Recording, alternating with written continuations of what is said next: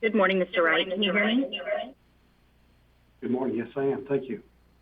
Thank you. It's so quiet in here. It's also 9:30. Good morning, everyone. It's my pleasure to call this meeting of the Texas Commission on Environmental Quality to order. Today is Wednesday, June 1st. The time is 9:30 a.m. I guess I should say it's 2022, just to complete the record. With us today are Commissioners Emily Lindley and Bobby Janecka, as well as our General Counsel, Mary Smith. I'm John Neerman. For those of you who are joining us virtually, please keep your microphones muted when you're not speaking. For those who are making presentations, please wait until either I or our General Counsel have asked you to begin speaking. On items where argument or discussion is allowed, we will inform the speakers of their time limits. Registration has now closed, but if you'd like to address the Commission on a particular item, please email agenda@tceq.texas.gov with your name, your affiliation, and the item you'd like to speak to, and we will do our best to accommodate that request. With that, I'd like to thank everyone for being present, and Ms. Smith, I'll ask you to please call the first item. Item number 1 is the application by the City of Star Harbor for new TCEQ permit number WQ 001-601-7001. The parties have been notified that the Commission will not take oral argument but may ask questions. Those who have signed in will be noted for the record. As a courtesy, the Commission allows members of the legislature to address it on this type of matter. However, as a reminder, the Commission may only consider the permit application, permit, public comment, hearing request, response to comments, and filings of the parties when making their decision. And I believe we have Ms. Tina Ojibwe from Senator Nichols' staff. Good morning.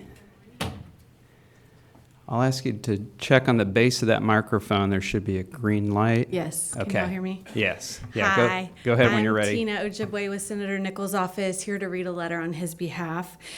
Dear Chairman Neerman and Commissioners, I write to you today regarding the application of the City of Star Harbor for a Texas land application permit authorizing the disposal of treated wastewater, which is on today's Commission agenda. For some time, I have followed the efforts of the city to secure its own wastewater treatment. Previously, I wrote a letter to the Commission expressing support for the city's TLAP application when it was filed in 2021. I did so because I recognized that the city was in urgent need of a solution to ensure responsible disposal of its domestic wastewater after its ongoing contract for treatment had become untenable. At that time, I urged the Commission to act expeditiously in reviewing and processing the city's application. The TLAP permit before you today is the city's only viable option for its wastewater treatment. The city has previously explored other alternatives which are either cost prohibitive or simply unavailable. I recognize that the Commission has a statutory duty to grant the hearing requests of affected persons in these cases. However, I do want to underscore that the city is in a precarious position with regards to executing a timely solution for its wastewater disposal, and I hope that the Commission can work cooperatively with all parties to ensure that the citizens of Star Harbor are able to properly dispose of their domestic wastewater. Please don't hesitate to contact my office if you have any questions. Thank you, Senator Robert Nichols. Thank you, Ms. Ojibwe, and please Thank thank you. the Senator for us as well. Thanks.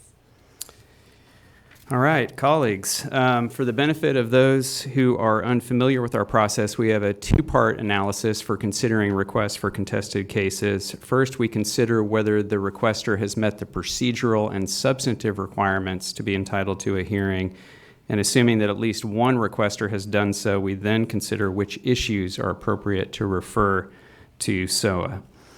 So part 1 is about who gets a hearing, and part 2 is about which issues are referred. Requesters who are affected in a manner different from the general public and who have articulated personal concerns that are relevant and material to the permit and have done so both in timely comments and a timely hearing request are entitled to a hearing.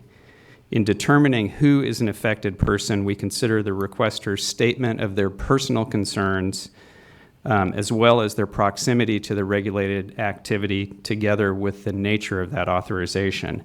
And colleagues, on this item we have two requests. Don Norwood owns property adjacent to the proposed facility and expresses concerns about impacts to groundwater and surface water, as well as deficiencies in the application, among other issues. I would grant his request. That one seems pretty easy to me.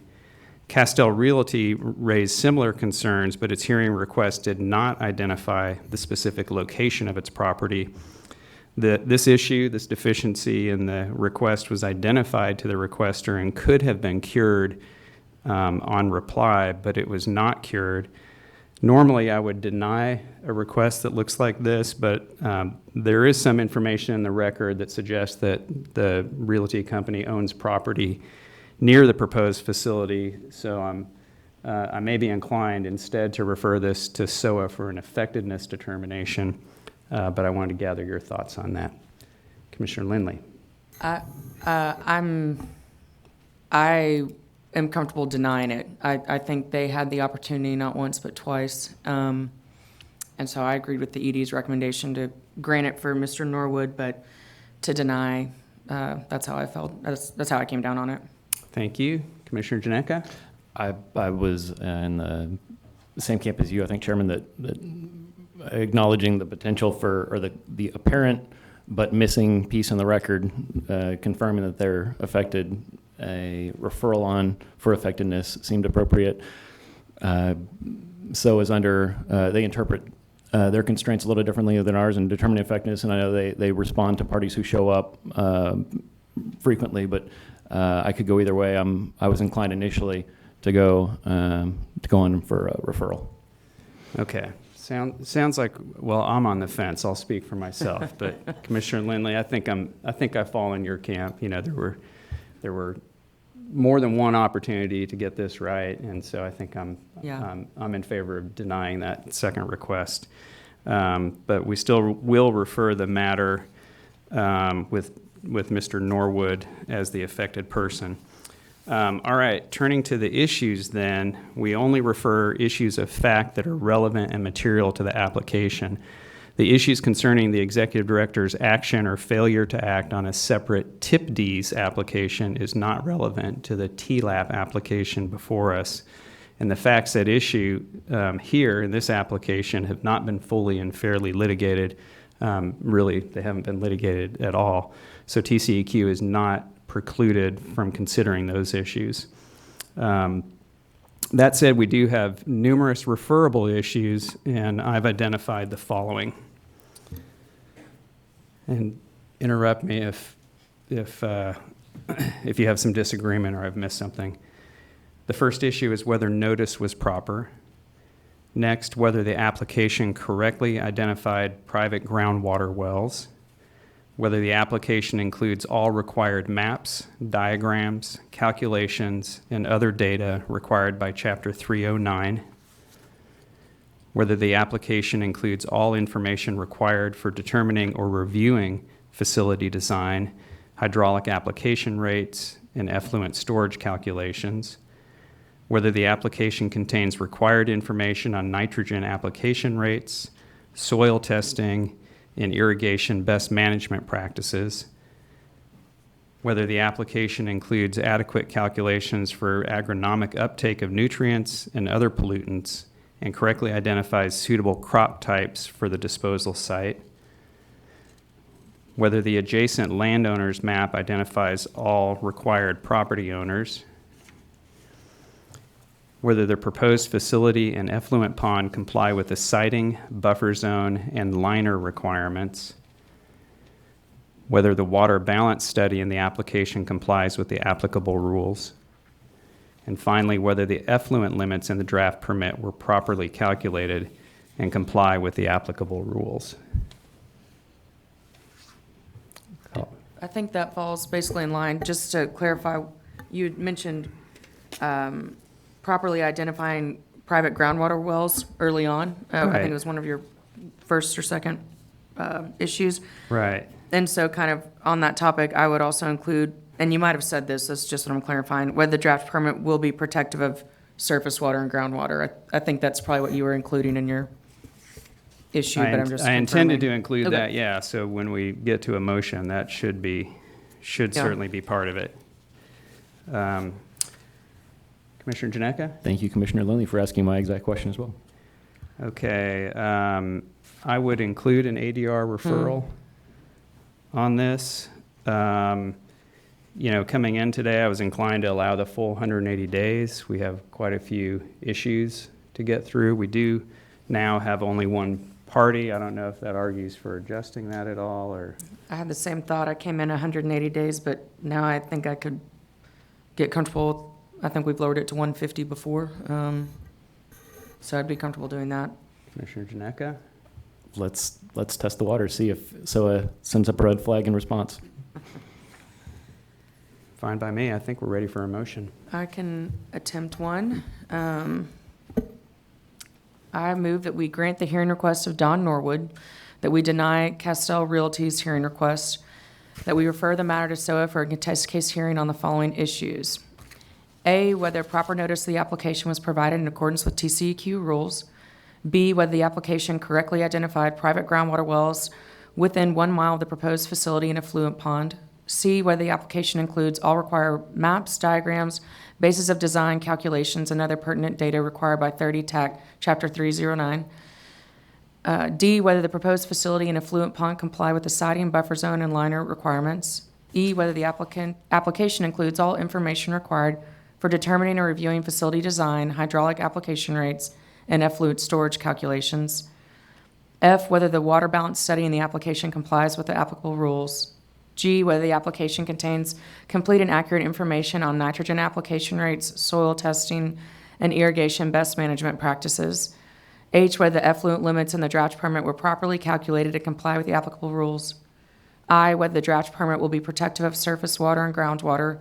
J, whether the adjacent landowner's map submitted with the application identified all required property owners. And K, whether the application includes adequate calculations for agronomic uptake of nutrients and other pollutants and correctly identifies suitable crop types for the disposal site. That we refer the matter to the Commission's Alternative Dispute Resolution Program to run concurrently with the SOA preliminary hearing scheduling efforts, and that we specify that the maximum duration of the hearing is 150 days from the preliminary hearing to issuance of the proposal for decision. I second that motion. The motion has been made and seconded. All those in favor say aye. Aye. Aye. The motion carries. Ms. Smith, when you're ready, please call the next item.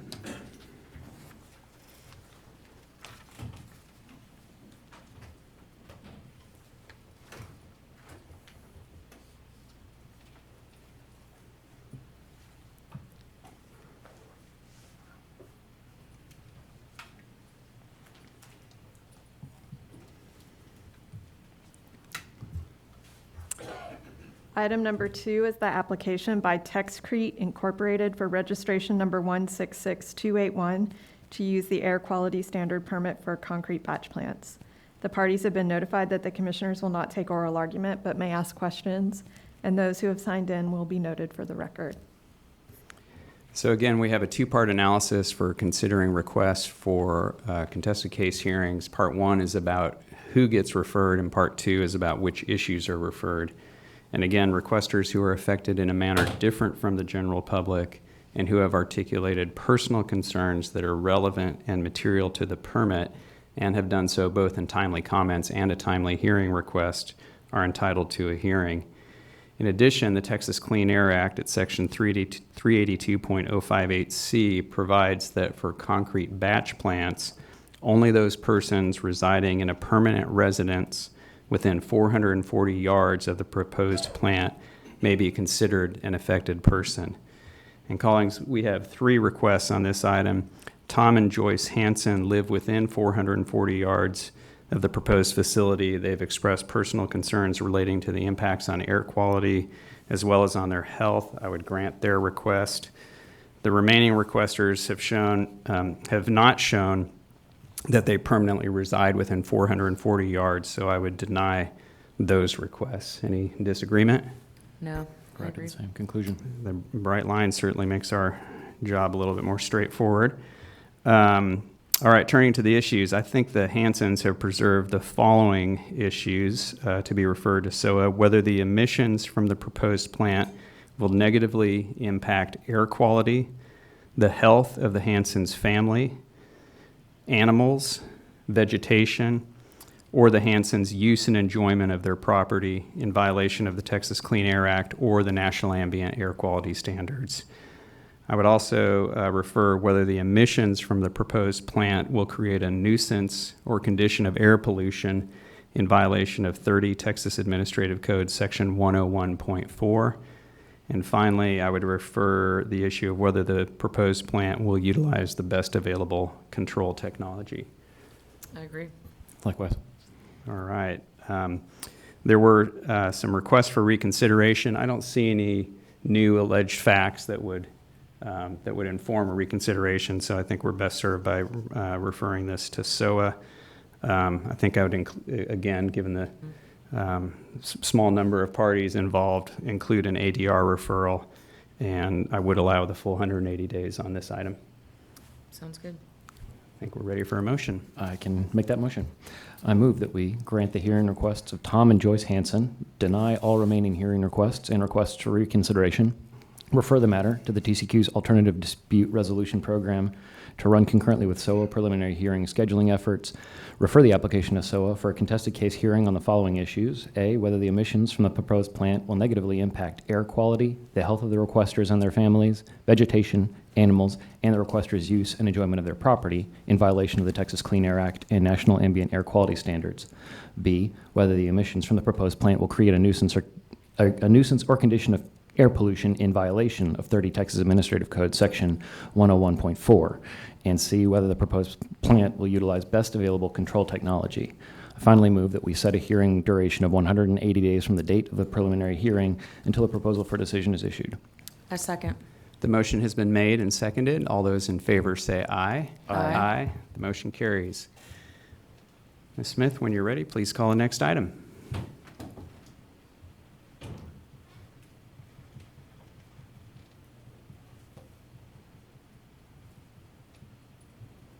Item number 3 is the application by Crystal Springs Water Company Incorporated for new TPDES permit number WQ00160050001. The parties have been notified that the commissioners will not take oral argument but may ask questions, and those who have signed in will be noted for the record. So once again, we have a two-part analysis for considering requests for contested cases. Part 1 is about who gets a hearing, and Part 2 is about which issues are referred. We have 2 requests on this item. Luke Budd and Brent Lideke both own property very close to the proposed outfall, and both express personal concerns relating to the siting and potential failure due to flooding at the plant site. And this is different from concerns about flooding on the discharge route, which would be outside of our jurisdiction. So I do think that Mr. Budd and Mr. Lideke have demonstrated that they're affected persons. Commissioner Lindley? Okay. Yep. Likewise. All right.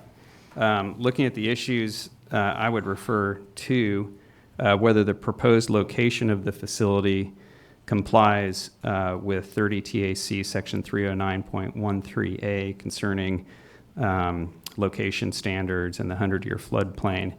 And the second issue is whether the draft permit is protective of water quality. Again, on this one, on the request for reconsideration, I didn't see any allegations to support that. So I think, again, we're better served just by sending this over to SOA. And again, I would include an ADR referral on this and allow the full 180 days. I'm in agreement. Likewise. I would move then that we grant the hearing requests of Luke Budd and Brent Lidke, deny the request for consideration, refer the matter to the Commission's Alternative Dispute Resolution Program to run concurrently with the SOA preliminary hearing scheduling process, that we refer the application to SOA for a contested case hearing on the following 2 issues. A, whether the proposed location for the facility complies with the 100-year floodplain location standards found in 30 Texas Administrative Code Section 309.13A, and B, whether the draft permit is adequately protective of water quality, and that we set a hearing duration of 180 days from the date of the preliminary hearing until the proposal for a decision is issued. I second the motion. The motion has been made and seconded. All those in favor say aye. Aye. Aye. The motion carries. Ms. Smith, when you're ready, please call the next item.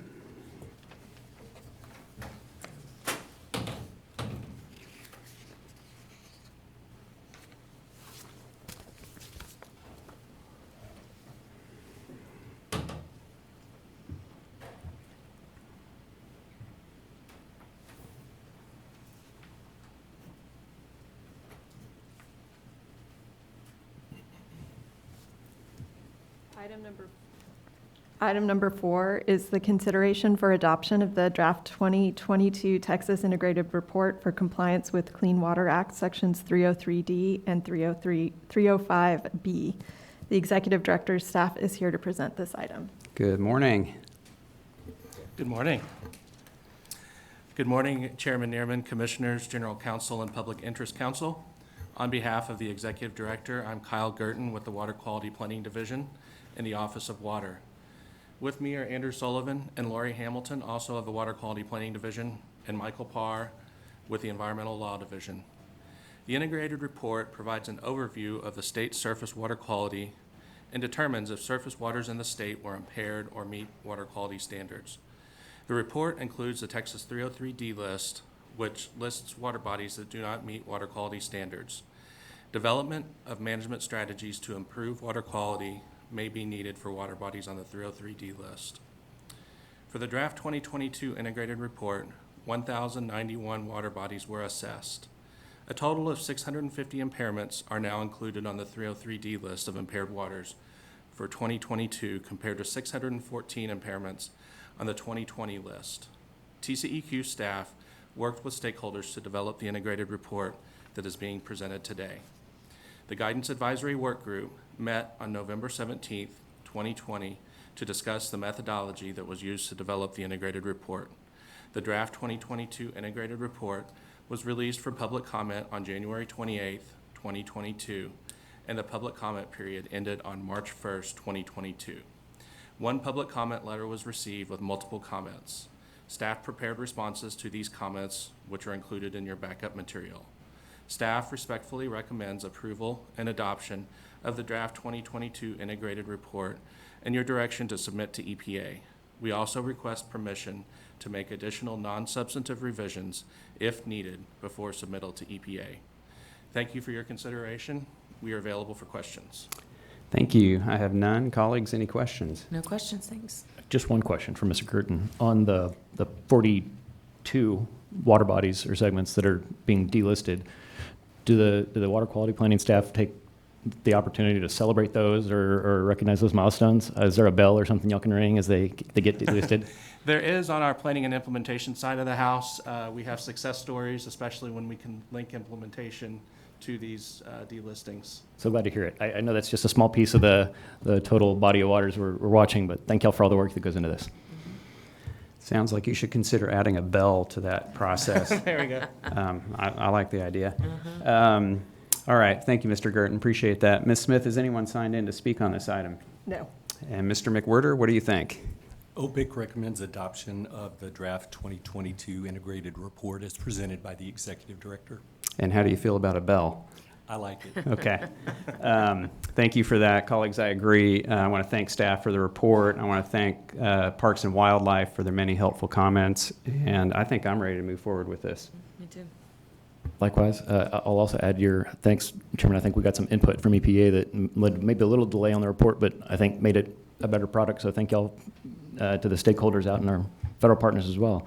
I move that we adopt the draft 2022 Texas Integrated Report for submittal to the United States Environmental Protection Agency, as required by Clean Water Act Sections 303D and 305B, as recommended by the Executive Director. A second. Sorry. The motion has been made and seconded. All those in favor say aye. Aye. Aye. The motion carries. And Ms. Smith, call the next items when you're ready.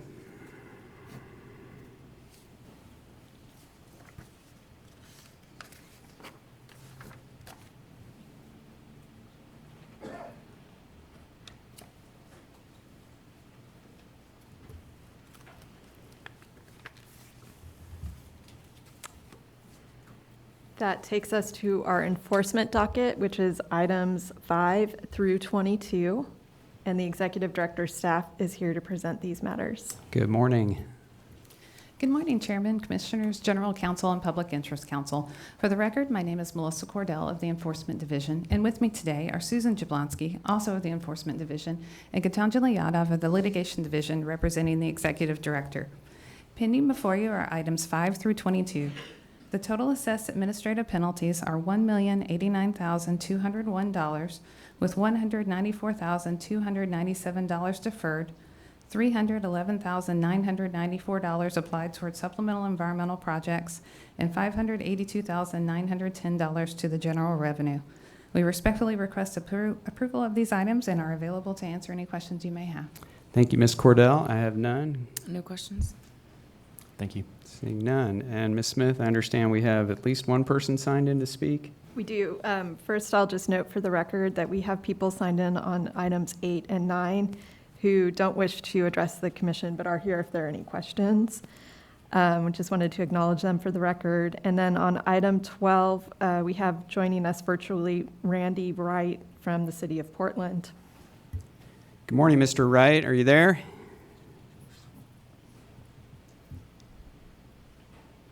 Yes, sir, I am. Good. We can hear you loud and clear. And when you're ready, you can go ahead with your comments, sir.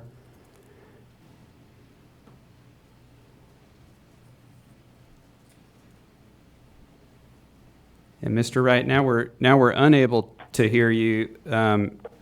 What I understood from your registration card is that you did wish to address the commission on this item 12. Is that the case? That's correct, sir. Okay. I'm back on now. Thank you. Mr. Chairman, Commissioners, and General Counsel, my name is Randy Wright. I'm the City Manager for the City of Portland. I want to express our support for issuance of the revised order to First Alpine, Texas, and to express our appreciation to you and to the Executive Director staff.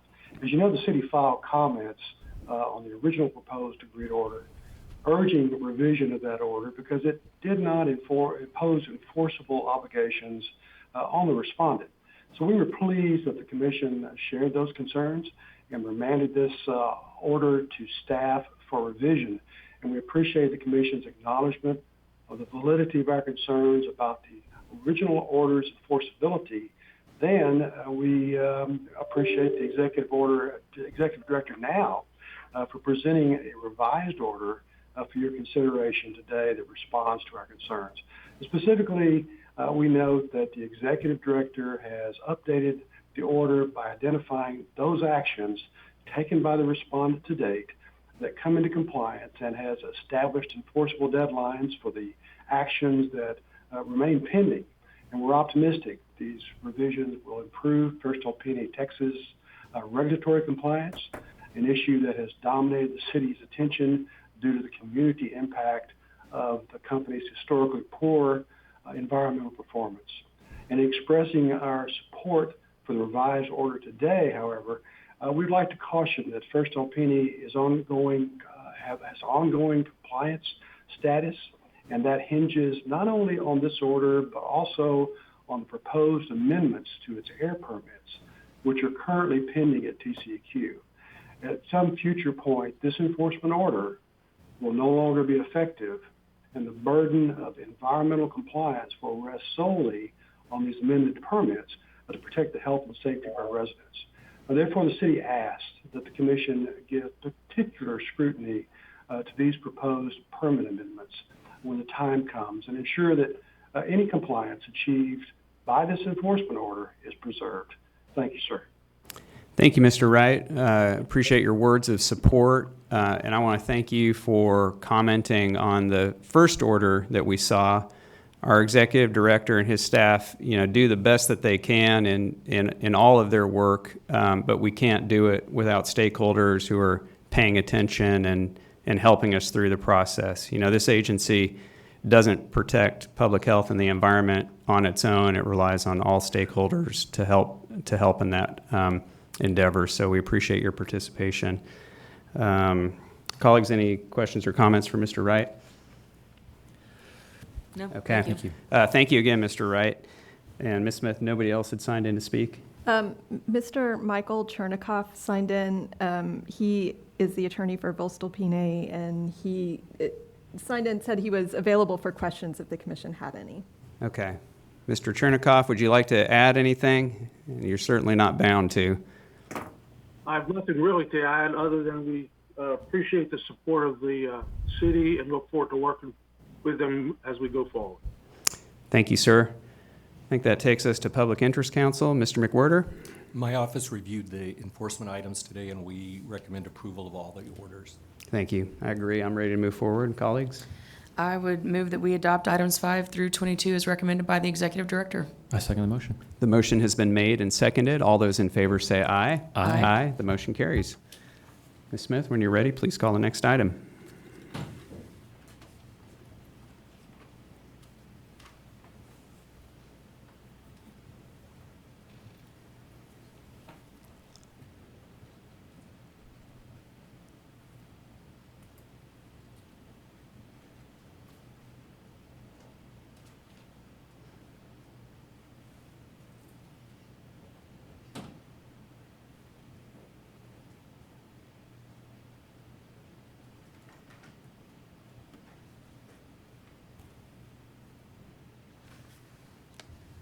Item 23 is the consideration of the adoption of amendment to 30 Texas Administrative Code, Section 114.622, and the corresponding revisions to the state implementation plan, implementing a portion of House Bill 4472 from the 87th legislative session in 2021.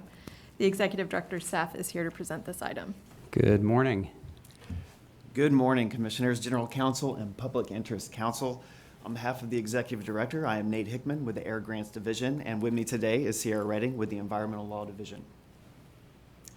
This rulemaking would amend Chapter 114, Control of Air Pollution from Motor Vehicles Mobile Source Incentive Programs, the Diesel Emissions Reduction Incentive Program for on-road and non-road vehicles, and that's Texas Administrative Code, Section 114.622, as amended by House Bill 4472 in the 87th regular session. The adopted amendments will be submitted to the U.S. Environmental Protection Agency as revisions to the state implementation plan. As a reminder, this was the Bill HB 4472 amended statute to authorize TCEQ to lower the minimum usage of marine vessels in designated areas for the Texas Emission Reduction Plan programs, specifically the Diesel Emission Reduction Incentive Program, to as low as 55%. With the goal of allowing possibly more marine vessels to come into the program to be replaced with newer cleaning marine vessels in those designated areas. The proposed rules were published in the January 28, 2022 issue of the Texas Register. The Commission offered a public hearing on February 18, 2022, and a public comment period that lasted until February 28, 2022. No public comments were received.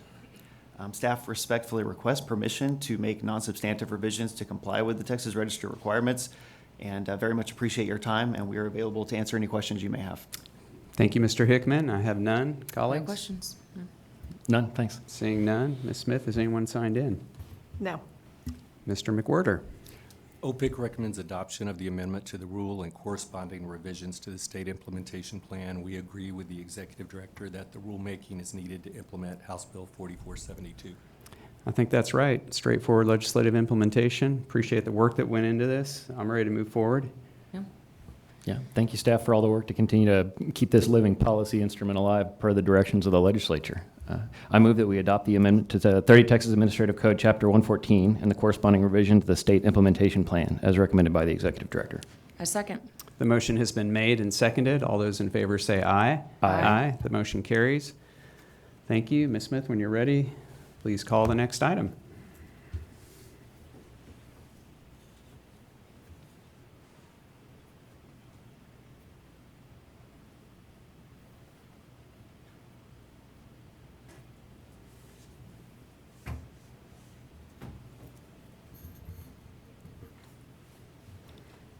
Item 24 is the consideration of the adoption of new Section 60.4 of 30 Texas Administrative Code, Chapter 60, regarding compliance history.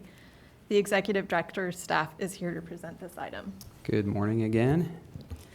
Good morning, Commissioners, General Counsel, and Public Interest Counsel. On behalf of the Executive Director, I'm Melissa Cordell with the Enforcement Division. With me are Susan Jablonski, also of the Enforcement Division, and Jess Robinson with the Litigation Division. This rulemaking was pursued by the agency in response to discussions at the Texas Legislature regarding several large emergency incidents occurring at Texas industrial facilities. This requested rulemaking adoption will add new Section 60.4 of 30 Texas Administrative Code, Chapter 60, Compliance History, which will allow for the executive director to designate and reclassify the compliance history classification for a site involved in a significant emergency event that causes or results in exigent circumstances. The proposed rules were published in the December 31st, 2021 issue of the Texas Register. A public hearing was held on January 27th, 2022. The public comment period closed on February 1st, 2022. The rule team did receive public comments, and based on those comments, the following substantive changes were made to the rule. A modification was made to Section 60.4, subsection A, to impose a time limit for the executive director to designate a site's classification as under review to occur no later than 90 days from the start of the exigent circumstances. Modifications were made to address a comment about the submittal of the notice by electronic means, and the preamble clarifies that notice will also be issued via email if we have the contact information. Section 60.4, subsections A, B, and D were modified to add a requirement that the notice of an under review designation to be sent to the site's owner and operator as readily identifiable through agency records. Modifications were made to Section 60.4, subsection A, paragraph 2, to require the emergency response at issue to be by a federal or state governmental authority. Modifications were made to Section 60.4, subsection G, paragraph 2, to allow the owner or operator of any site reclassified to suspended to demonstrate to the executive director that authorizations otherwise prohibited under Section 60.3, subsection A, paragraph 3, Paragraph A, clauses 1 and 2, would still be appropriate and should be kept available. Upon such a demonstration, the executive director may decide to allow for such authorizations notwithstanding the prohibitions in Section 60.3, subsection A, paragraph 3, subparagraph A, clauses 1 and 2. Section 60.4, subsection A, paragraph 3, subparagraph D, clause 1 was modified to qualify relevant evacuations to be of off-site persons. Section 60.4, subsection A, paragraph 3, subparagraph D, clause 2 was modified to limit relevant sheltering in place to be by off-site persons. Other minor changes were made to the rule to ensure consistency between the subparagraphs.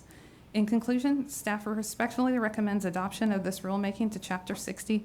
Additionally, staff requests authorization to make non-substantive revisions necessary to comply with Texas Register requirements. Thank you. We are available to answer any questions. Thank you, Ms. Cordell. I have none. Commissioner Lindley, any questions? No, thank you. Commissioner Janeka? Thank you. Ms. Smith, has anyone signed in to speak? No one has signed in. Mr. McWhorter, what do you think? OPIC recommends adoption of new Rule 60.4 as presented by the Executive Director. We support this effort to give the ED flexibility to designate and reclassify compliance histories when there are exigent circumstances. Thank you, Mr. McWhorter. Colleagues, a lot of work went into this rulemaking, which we hope and expect will be rarely used. I think it's important that our compliance history rules actually account for and operate in the context of these extraordinary emergency events. I think that the executive director has struck the appropriate balance. First and foremost, the executive director has the discretion to protect public health and the environment, and we're also safeguarding a regulated entity's rights, including with due process. I appreciate the stakeholders who participated in this, and want to thank staff for their effort. Colleagues, subject to your thoughts and advice, I am not seeing any concerns with this rulemaking. No, I'm ready to move forward today. Commissioner Janeka? I think we've had ample discussion around the policy topics at hand here, and I'm in agreement with you, Chairman. The executive director staff struck, I think, a very appropriate balance for this new authority that we would propose to provide to the executive director going forward. I appreciate where much of the limitations on where these provisions would be eligible appropriately cabin the authority of our agency into the future. It protects many of the hypothetical how can I break it scenarios where I'm trying to imagine various different actors in the different places of our agency, but I think it still largely keeps open, as we will need to, the ability of the executive director to call this authority potentially in a very, very sparsely populated rural area, if that's where such an impact has occurred, where reclassification is justified, or a very densely populated urban environment. I think that it's troublingly vague to some of the stakeholders because we have a very, very big state and we require breadth of rural application to really encompass all of the circumstances that could arise in our state. So I'm very comfortable today. Thanks. I think we're ready for a motion. I would move that we adopt new 30 Texas Administrative Code, Section 60.4, as recommended by the Executive Director. The motion has been made and I second the motion. seconded. All those in favor say aye. Aye. The motion carries. Thank you all. Ms. Smith, please call the next item.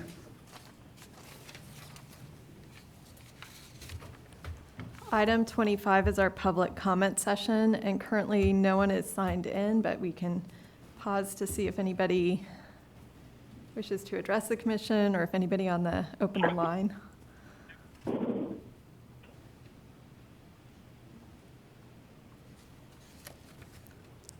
Is there anyone who is dialed in attending virtually who would like to speak?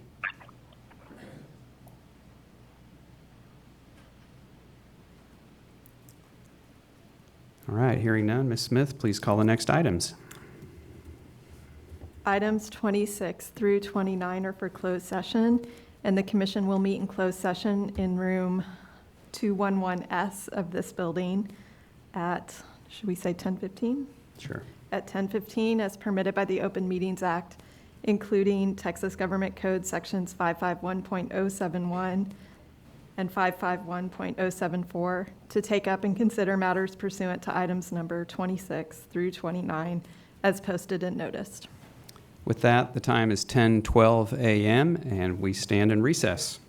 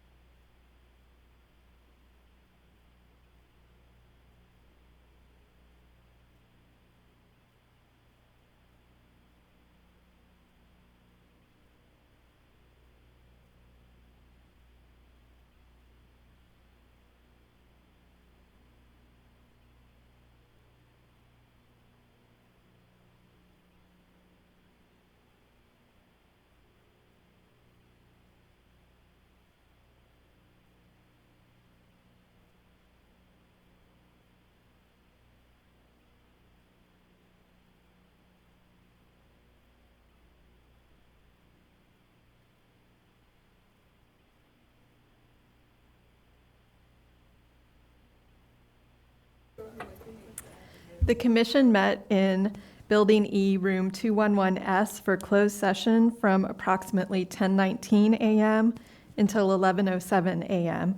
on items number 27 and 28, as posted and noticed pursuant to the Texas Government Code, Section 551.074. No action was taken. This agenda is adjourned. The time is 11:08.